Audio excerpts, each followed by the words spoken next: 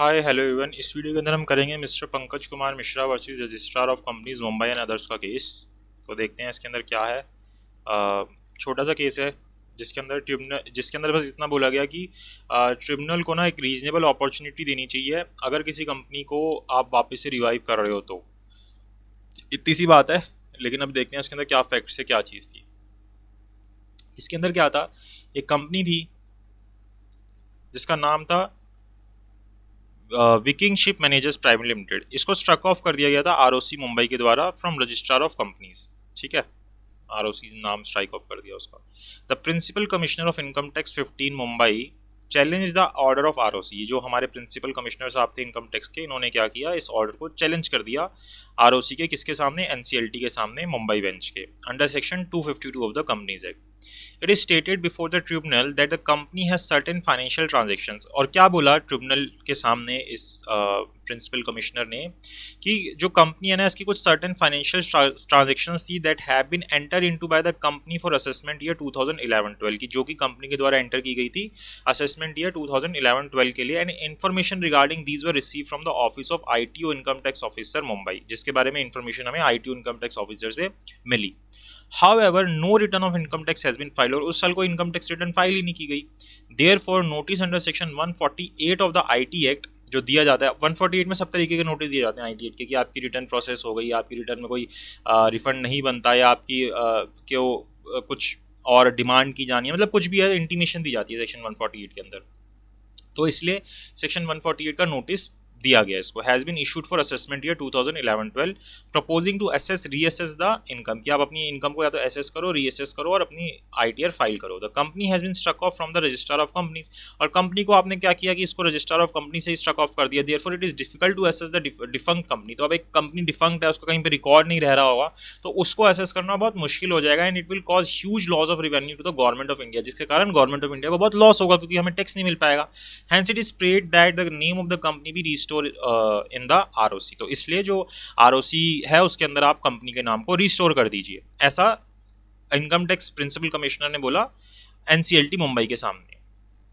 The authorise representative of ROC submitted before the tribunal. अब जो ROC के representative थे उन्होंने ट्रिब्यूनल के सामने क्या बोला, that they do not have any objection to restore the name of company. हमें कोई दिक्कत नहीं, आप कर लो कंपनी को restore in the register of companies. The NCLT Mumbai bench being by impugned order allowed the appeal and directed to restore the name of the company। उन्होंने allow कर दिया, हाँ जी डाल दो आरओसी में नाम इसका। However, before passing impugned order, no notice has been served on the company। और कंपनी को कुछ आपने बोला ही नहीं, बात कंपनी की चल रही है, आपस में आप दोनों लड़ रहे हो।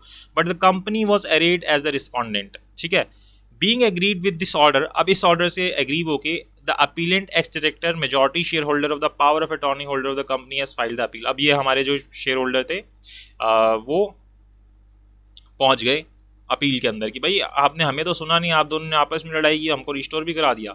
Appellate submitted that section 252 of subsection 1 of companies act provided before passing any order under this section the tribunal must give reasonable opportunity of making representation. कि भाई सेक्शन 252 को अगर आप पढ़ोगे तो बोलता है कि हमें भी तो रीजनेबल अपॉर्चुनिटी दो सुनने की, कि हमें भी अपनी बात रखने की, and of being heard to the registrar the company and all the person concern. Rule 37 of NCLT rules 2062 also provided tribunal shall issue notice to the respondent to show cause against the application or petition on date of hearing to be specified in the notice। और आपका जो rule 37 है NCLT rule 2016 का, वो भी यही बोलता है कि आपको रिस्पोंडेंट को नोटिस देना है कि वो अपनी बात आके रख सके।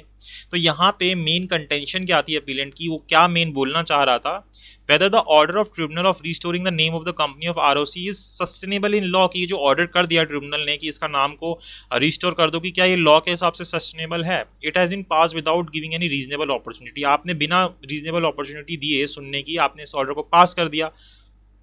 तो यहाँ पे एनक्लैट क्या जजमेंट देती है, NCLAT held that without giving opportunity of being hear the order has been pass by NCLT. NCLT ने बिना सुने ये ऑर्डर दे दिया, hence the order is not sustainable in law. इसलिए जो ऑर्डर है वो क्या है, सस्टेनेबल इन लॉ नहीं है, ये गलत ऑर्डर है। Therefore it is set aside, इसलिए उसको सेट असाइड कर दिया जाता है।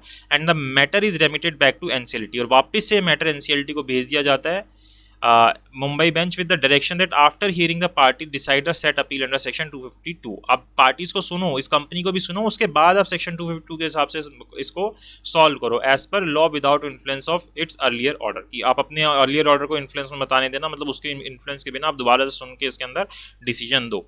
ये चीज़ एनक्लैट ने बोली। तो यानी कि वो कंपनी को जो आरओसी ने मतलब आरओसी के पास वापस से रिवाइव करा दिया गया था, वो ऑर्डर गलत था। क्यों? क्योंकि उसके अंदर आपने अपॉर्चुनिटी ऑफ बीइंग हियर्ड की नहीं, रीजनेबल अपॉर्चुनिटी तो आप देते उसको सुनने की। तो यही चीज़ यहाँ पे बोली गई, mister Pankaj Kumar Mishra versus registrar of company. So एक तरीके से इस चीज़ को कंफर्म किया गया इस केस के अंदर कि आपको उसको सुनना पड़ेगा, बिना सुने आप उसके अगेंस्ट ऑर्डर पास नहीं कर सकते।